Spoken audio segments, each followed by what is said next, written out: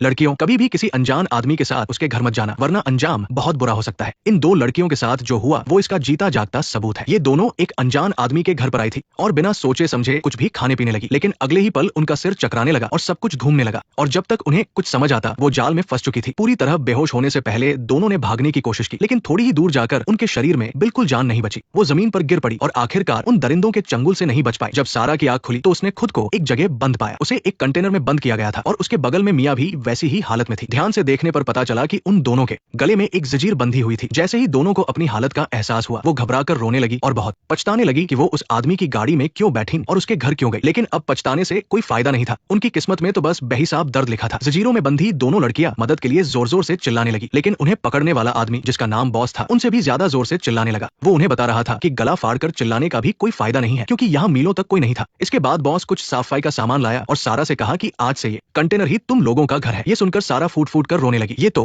कैद करने जैसा था, सिर्फ कैद किया होता तो भी गनीमत थी, लेकिन बॉस का इरादा तो बस कैद करने का नहीं था। जल्द ही वहाँ एक और आदमी आया जिसका नाम रॉको था। रॉको का काम था ग्राहक लाना और बॉस लोगों को पकड़ कर लाता था। अब सारा और मिया उनके लिए पैसे कमाने का जरिया थी। अब मुझे ये समझाने की जरूरत नहीं कि उनका इस्तेमाल किस काम के लिए होने वाला था। सारा के परिवार वालों को कोई शक न हो, इसके लिए रॉको ने सारा से घर पर एक मैसेज भेजने को कहा ताकि सबको लगे कि वो ठीक है। बेबस सारा के पास बात मानने के अलावा कोई और चारा नहीं था। इसके बाद दोनों को तैयार होने के लिए कहा गया। तभी अचानक जंगल से एक पुलिस ऑफिसर वहां आ गया। दोनों लड़कियों को लगा कि अब वो बच जाएंगी, लेकिन उनकी खुशी बस कुछ ही पल की थी। असल में वो ऑफिसर भी बॉस के साथ मिला हुआ था। भला ऐसा कौन सोच सकता था। और वो यहाँ मजे करने के लिए आया था। और बस 2 मिनट बाद ही वो कंटेनर से बाहर निकल आया। उसके चेहरे पर तो खुशी थी, लेकिन अंदर सारा का रो रो कर बुरा हाल था। उधर सारा का मैसेज मिलने पर उसके अंकल को कुछ गड़बड़ लगी, क्योंकि सारा उसे रोज एक मैसेज भेजकर अपनी खैरियत बताती थी और उस मैसेज में एक खास कोड वर्ड भी होता था। अब सवाल यह है कि कोड वर्ड क्यों? क्योंकि उसके अंकल एक फेडरल एजेंट थे। अगले दिन एक और ग्राहक वहां आया। वो बड़े ध्यान से दोनों को देखने के बाद उसने मिया को चुना। उस दाढ़ी वाले आदमी ने आते ही उसे एक थप्पड़ मारा। लगता है इस आदमी को मारपीट करने में मजा आता है। लगता है इस बार मिया को बहुत दर्द सहना पड़ेगा। और हुआ भी वही। उस दाढ़ी वाले ने अपने हाथ की जलती सिगरेट मिया के पेट पर लगा दी। दर्द से मिया जोर से चीख पड़ी। ऐसे ग्राहक का मिलना किसी बुरे सपने से कम नहीं था। मिया की दर्द भरी चीखें सारा के कानों तक पहुंची और वो बेचैन हो उठी। दूसरी तरफ सारा के अंकल ने जांच पड़ताल करके ये पक्का कर लिया कि सारा और मिया गायब हो चुकी है। इसके बाद वो फौरन अपनी पत्नी को छोड़कर सारा को ढूंढने निकल पड़े। अपनी पत्नी को छोड़कर इसलिए क्योंकि आज उनकी शादी की सालगिरह थी। इधर सारा के पास एक और अजीब सा ग्राहक आया था। ये चीखने की आवाजें, क्या वो तुम्हें ढूंढने आए हैं? क्या तुम्हें